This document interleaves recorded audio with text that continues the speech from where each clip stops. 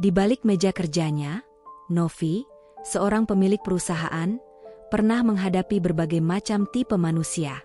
Namun, ada satu hal yang selalu membuatnya frustrasi: para sopir. Bukan hanya satu, melainkan beberapa sopir yang pernah bekerja dengannya, semuanya bermasalah. Ada yang tidak sopan, tidak beretika, bahkan lebih parah lagi, menggunakan mobil kantor untuk kepentingan pribadi tanpa izin. Beberapa bahkan dengan seenaknya membawa pasangan mereka untuk berkencan menggunakan mobil perusahaan. Bagi Novi, itu menjijikkan. Karena pengalaman buruk itu, ia menjadi sangat berhati-hati. Maka ketika sang paman merekomendasikan seorang pria bernama Fajar, Novi sempat merasa was-was. Meski begitu, ia tetap mencoba memberi kesempatan. Baginya, sopir bukanlah posisi sepele. Justru sopir adalah orang yang paling sering menemaninya di perjalanan. Ia butuh seseorang yang bisa dipercaya, bukan sosok yang justru membuat pekerjaannya semakin sulit. Hari pertama Fajar datang, Novi sengaja menguji. "Permisi, kamu tahu kan sekarang ini kamu telat?" katanya, bukan dengan niat marah, melainkan untuk melihat reaksi Fajar. Pria muda itu tampak kaget, lalu menjawab jujur, "Iya, Bu. Soalnya tadi masih penyerahan mobil. Daripada saya jam 9, saya datang sekarang, Bu." Jawaban polos itu membuat Novi sedikit terkejut. Tidak ada alasan yang berbelit, tidak ada upaya menyalahkan orang lain. Sebuah poin plus. Ia pun menekan lagi, "Seharusnya kamu datang lebih awal." Fajar menunduk, menerima teguran itu. "Siap, Bu. Saya salah." Respon itu justru membuat Novi lega. Ia mengakuinya dengan tulus, meski sebenarnya tidak sepenuhnya salah. Sambil tersenyum tipis, Novi menjelaskan bahwa ia hanya menguji sikap Fajar. Sang sopir kembali menanggapinya dengan rendah hati. "Saya sadar diri, Bu. Saya di sini cuma sopir. Mana pantas sopir marah sama pemimpinnya?" Jawaban itu membuat Novi agak canggung. Ia tidak suka disebut ratu atau pemimpin yang berjarak. Baginya, ia hanya seorang manusia biasa yang kebetulan memimpin perusahaan. Ia pun melunak, berbicara lebih santai, lalu mencoba mengenal Fajar lebih jauh. Ketika Novi bertanya soal keluarga, Fajar bercerita dengan suara bergetar. Orang tuanya sudah tiada, meninggal akibat serangan jantung. Kini ia hanya hidup bersama adiknya yang sedang sakit. Fajar bekerja keras demi adiknya, agar sang adik tidak kekurangan biaya pendidikan maupun kasih sayang. Tekad itu tergambar jelas di matanya. Novi mendengarkan dengan penuh perhatian. Ada ketulusan yang jarang ia temui pada sopir-sopir sebelumnya. Bahkan ketika ia mencoba bercanda, "Jangan-jangan nanti kamu pakai mobil saya buat ngedate sama pacar kamu." Fajar buru-buru menggeleng serius. "Enggak, Bu. Sumpah. Jangankan pacaran pakai mobil Ibu, pacar saja saya nggak punya. Sekarang saya nggak mikirin asmara, Bu. Saya fokus kerja dan ngurus adik saya." Sikap itu membuat Novi tertawa kecil, namun juga diam-diam terkesan. Untuk pertama kalinya, ia merasa mungkin kali ini pilihannya tepat. Fajar, dengan segala ketulusannya, perlahan berhasil meyakinkan Novi bahwa ia bukan sekadar seorang sopir. Ia adalah seorang pejuang yang berdedikasi. Novi pun merasa tidak salah memilihnya. Namun, tantangan terbesar bagi seorang pemimpin bukan hanya ada di jalanan bersama sopir, melainkan juga di dalam kantor. Perusahaan milik Novi tidak sekadar menjadi tempat bekerja. Ia telah berubah menjadi ruang penuh intrik, ambisi, dan pengkhianatan. Kesadaran itu semakin jelas saat Jack, salah satu karyawan senior yang sudah lama ia percaya, datang dengan wajah murung dan lelah. Jack masuk ke ruangannya dengan langkah berat, seolah membawa beban di pundaknya. Novi segera menegurnya, mencoba membuka percakapan. Pak Jack, ada apa ya? Dari kemarin saya lihat seperti ada yang ingin dibicarakan, tapi sepertinya selalu tertunda." Jack menarik napas panjang, lalu duduk di kursi di hadapan bosnya. Tatapannya penuh keputusasaan. "Iya, Bu. Sebenarnya banyak yang ingin saya sampaikan. Tapi saya lihat ibu sibuk terus, jadi saya tahan-tahan. Dengan tenang Novi mengangguk, memberi isyarat agar Jack melanjutkan. Maka keluarlah keluh kesah yang selama ini dipendam. Jack menjelaskan bahwa banyak pekerjaan yang seharusnya menjadi tanggung jawabnya justru diakui oleh Devi, rekan kerjanya. Ia bahkan menunjukkan bukti, penghargaan yang seharusnya diberikan kepadanya, kini diklaim sebagai hasil kerja Devi. Novi tidak terkejut, meski hatinya tetap tercekat. Ia tahu Devi pandai berbicara dan lihai dalam bersilat lidah. Namun ia tidak pernah menduga bahwa Devi sampai tega mencuri ide dan hasil kerja orang lain. Jadi maksudmu, semua ide dan pekerjaanmu diakui Devi sebagai miliknya? Tanya Novi dengan nada menahan emosi. Jack mengangguk, ragu-ragu. Iya, Bu. Tapi terus terang saya takut bicara. Ibu tahu sendiri bagaimana orangnya, apalagi kalau sudah soal ambisi. Novi bisa merasakan kerapuhan Jack. Ia tahu pria itu brilian, hanya saja kurang tegas. Ia pun berusaha membesarkan hati bawahannya. Saya paham, Jack. Tapi kamu juga harus lebih berani. Pekerjaanmu bagus, tapi komitmen dan disiplinmu masih kurang. Itu yang harus diperbaiki. Kalau Devi memang seperti itu, biar saya yang mengawasi. Kamu fokus perbaiki diri. Mata Jack mulai berkaca-kaca. Ia tampak lega karena didengarkan dan dipercaya. Obrolan pun bergeser ke topik lain. Novi memberi amanat baru. Besok akan ada karyawan magang. Saya ingin kamu membimbingnya. Ajari disiplin, ajari cara kerja perusahaan ini. Jangan sampai mereka belajar yang salah. Jack mengangguk mantap. Siap, Bu. Namun ketenangan itu tidak berlangsung lama. Devi tiba-tiba masuk ruangan, membawa berkas tanda tangan. Kehadirannya membuat Jack langsung terdiam. Novi menangkap ketegangan itu, meski pura-pura tidak tahu. Kalau soal tanda tangan, Devi, kalau saya tidak ada tinggal taruh saja di meja saya. Nanti saya tanda tangan, ujar Novi ringan. Ia sengaja mencoba memancing, tapi Devi tetap diam. Novi pun mengalihkan percakapan, meminta keduanya berkolaborasi. Pak Jack, mungkin ada yang ingin disampaikan ke Devi. Jack buru-buru menggeleng. Tidak ada, Bu. Sudah cukup. Novi menatap keduanya bergantian. Ia menekankan agar Devi lebih hati-hati dalam pekerjaannya, sementara Jack diminta untuk bekerja sama agar hasilnya maksimal. Keduanya mengangguk, meski ketegangan masih terasa menggantung di udara. Hari itu, Novi sadar satu hal, kantor yang ia pimpin tidak seideal bayangannya. Intrik dan ambisi sudah mendarah daging. Dan ia harus bersiap menghadapi kemungkinan terburuk. Sore itu, saat ia tengah memeriksa laporan, telinganya menangkap keributan kecil dari luar. Nalurinya berbisik ada sesuatu yang tidak beres. Dari balik jendela, ia melihat pemandangan yang membuatnya menghela napas panjang. Di halaman, Ari, office boy yang bertanggung jawab atas kebersihan, tampak mengepel dengan wajah lelah. Di depannya berdiri Devi, tangan di pinggang, wajah penuh amarah. Ngapain kamu di sini? Bukannya ngepel di belakang? Katanya sudah selesai, tapi saya lihat jalan masih kotor, bentak Devi. Ari mencoba menjawab dengan sopan, namun Devi semakin meninggikan suara. Kalau begini terus, lama-lama wajah kamu yang saya pel. Novi mendengarkan dari balik kaca.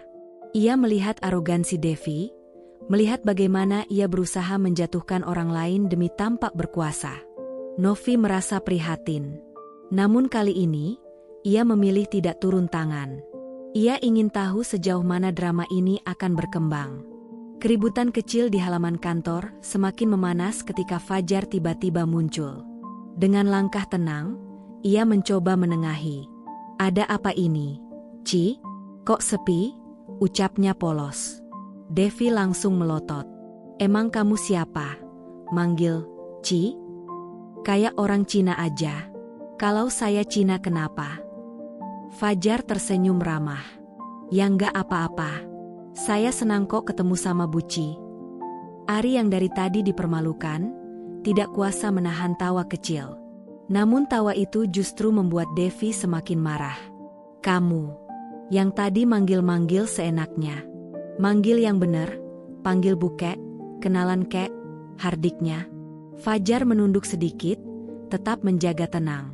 Oh iya, perkenalkan. Saya Fajar, Bu Ci.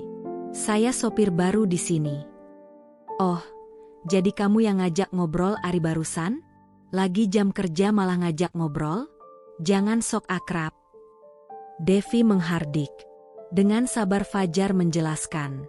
Saya kan orang baru, Bu. Cuma nanya sama teman, gimana kerja di sini. Terus dia bilang, karyawannya galak-galak. Devi sontak menoleh ke arah Ari. Bukan galak. Emang kerjaan dia aja yang gak benar. Kamu juga, anak baru, sok-sokan ngajak ngobrol orang yang lagi kerja. Fajar menunduk, seolah meminta maaf. Namun kalimat berikutnya terdengar seperti sindiran halus. Iya, maaf, Bu. Maaf aja terus. Jangan marah-marah, nanti cantiknya hilang. Devi terperangah, tak menyangka Fajar berani melontarkan balasan seperti itu. Ia lalu kembali menyerang Ari. Kerjaanmu udah beres? Ini loh, masih kotor. Sampah berserakan. Botol, daun-daun. Matamu nggak lihat? Ari menjawab dengan gugup, tapi Devi tidak puas. Hitung semua daun itu satu-satu sampai bersih. Dari balik jendela kantornya, Novi menyaksikan semua itu. Ia bisa melihat jelas bagaimana Devi menikmati kekuasaan kecilnya, merasa paling benar, paling berhak memerintah. Fajar mencoba menengahi lagi. Kasihan, kerjaanmu berat ya, Ri. Semangat, saya dukung. Udah deh, kerja yang benar, cepat. Namun bukannya reda, Devi makin kesal. Kalian ngobrol terus, kerjanya kapan selesai? Fajar tetap sabar. Jangan marah-marah, Bu. Orang marah-marah itu auranya bisa hilang, kecantikannya juga ikut hilang. Devi terdiam sesaat, tapi segera mengancam. Saya udah lama kerja di sini. Semua ikut kata saya. Nanti saya lapor Bu Bos soal kamu. Fajar masih menanggapi dengan tenang. Ya sudah, Bu. Kalau begitu saya permisi dulu. Sopir baru belagu. Mau kemana? Mau ambil lab, Bu. Mau cuci piring? Jawab Fajar dengan nada bercanda. Devi tersenyum licik, lalu menguji. Besok saya ada acara ke rumah teman. Kamu antar saya ya. Fajar menggeleng pelan. Tugas saya nganterin Bu Bos. Kalau ke Iran sekalipun, saya antar. Tapi pakai delman aja ya, Bu. Devi menahan tawa, tapi matanya tetap licik. Nanti saya yang bilang ke Bu Bos. Kan saya orang kepercayaan Bu Bos. Sana, kamu ambil lab, cuci mobilnya yang bersih. Fajar mengangguk, lalu melangkah pergi. Devi merasa menang, dan kembali melampiaskan kemarahan pada Ari. Nggak karyawan lama, nggak karyawan baru, semuanya berantakan. Cuma aku yang kerjanya perfect. Dari balik kaca, Novi hanya bisa menghela napas panjang. Ia melihat jelas betapa toksiknya Devi bagi lingkungan kerja. Kali ini bukan hanya masalah Fajar, tapi masalah yang jauh lebih besar. Beberapa waktu kemudian, Novi memperhatikan Fajar lagi. Saat jam makan siang, ia melihat sopir barunya itu duduk di dalam mobil. Dari jendela, ia mengamati diam-diam. Fajar membuka bungkusan nasi. Ada dua, satu nasi bungkus baru yang sengaja dibelikan Novi, dan satu lagi sisa makan siangnya yang ia tinggalkan di mobil. Yang mengejutkan, Fajar justru mengambil nasi bungkus sisa. Ia menatapnya sebentar, lalu tanpa ragu memakannya. Novi terkejut. Ia segera keluar dan memanggil. Mas Fajar, itu kan nasi sisa saya. Kenapa nggak makan yang baru? Fajar tampak kaget dan malu. Ia buru-buru meletakkan bungkus itu. Oh, iya, Bu. Maaf. Saya nggak bermaksud. Novi menatapnya dalam. Saya sudah belikan yang baru. Kenapa malah makan sisa? Mata Fajar berkaca-kaca. Suaranya bergetar. Sebetulnya, Bu, saya sengaja makan nasi sisa itu. Supaya yang baru bisa saya bawa pulang buat adik saya. Dia lagi sakit, Bu. Saya juga eman kalau makanan terbuang. Hati Novi serasa diremas. Ia menahan napas, menatap pemuda itu dengan perasaan haru. Fajar rela mengorbankan dirinya demi adiknya, bahkan dengan cara sederhana sekalipun. Ya ampun, Mas Fajar, ucap Novi lirih. Saya bisa belikan berapapun. Pulangnya pun saya bisa belikan lagi untuk adikmu. Kenapa harus begini? Namun Fajar tetap merendah. Nggak usah repot, Bu. Ini sudah cukup. Saya sadar diri, saya orang baru. Saya nggak enak kalau harus cerita soal kondisi keluarga saya. Jadi, saya cuma berusaha menghemat, Bu. Selagi ada yang bisa saya makan, ya saya makan. Yang penting bukan racun. Novi terdiam. Kali ini ia benar-benar tahu, Fajar bukan hanya seorang sopir. Ia adalah sosok dengan hati yang begitu tulus. Novi, seorang pemilik perusahaan, duduk termenung dengan perasaan malu yang menyelinap dalam hatinya. Ia merasa aneh, seorang pemimpin yang disegani, tetapi tidak mampu menutup mata dari penderitaan orang lain. Fajar, sopir barunya yang sederhana, tanpa sadar telah mengajarinya arti ketulusan dan pengorbanan. Mereka sempat berbincang sebelumnya, tentang keluarga Fajar yang tengah menghadapi cobaan berat. Novi dengan mantap berjanji, apapun yang terjadi pada keluarga Fajar, ia akan siap membantu. Ia tahu, Pak De Fajar sudah menua dan adik Fajar pun sedang sakit-sakitan. Fajar sempat meminta maaf karena tidak menceritakan kondisinya sejak awal, namun Novi justru semakin yakin, rasa tanggung jawab pria itu adalah alasan ia pantas mendapat dukungan. Siang itu, mereka memutuskan untuk makan bersama. Novi ingin menebus rasa bersalahnya. Ia bahkan menawarkan untuk membeli nasi bungkus baru agar Fajar bisa menikmatinya tanpa sungkan. Fajar sempat menolak dengan canggung, namun Novi menegaskan itu sudah menjadi keputusannya. Di dalam mobil, suasana perlahan mencair. Tidak ada lagi jarak kaku antara atasan dan bawahan. Obrolan mengalir ringan, seperti dua sahabat lama yang saling memahami. Novi meminta agar Fajar tidak lagi memanggilnya dengan sebutan Ibu, melainkan cukup Novi. Fajar sempat ragu, namun akhirnya tersenyum dan menurut. Saat makan siangnya hampir selesai, Fajar bercerita dengan jujur. Ia mengaku bingung dengan jam istirahat di hari pertamanya. Ia takut melanggar aturan bila makan lebih dulu, sehingga ia menahan lapar hingga perutnya benar-benar keroncongan. Novi menanggapinya dengan sabar, menjelaskan bahwa jam makan siang biasanya dimulai 15 menit sebelum azan zuhur. Mendengar itu, Fajar tampak lega. Namun ada satu hal yang membuat Fajar penasaran. Dengan polos ia bertanya, mengapa Novi memperlakukannya berbeda dari karyawan lain. Ia bahkan mendengar cerita dari Ari, petugas kebersihan, bahwa Novi biasanya bersikap biasa saja pada pekerja lain. Senyum muncul di wajah Novi. Ia tahu, Fajar tidak pernah menyadari alasan sesungguhnya. Ketulusan dan sikap rendah hati lelaki itu telah menyentuh hatinya. Dengan tenang Novi menjelaskan, bahwa Fajar memiliki kinerja dan keterampilan mengemudi yang membuatnya nyaman.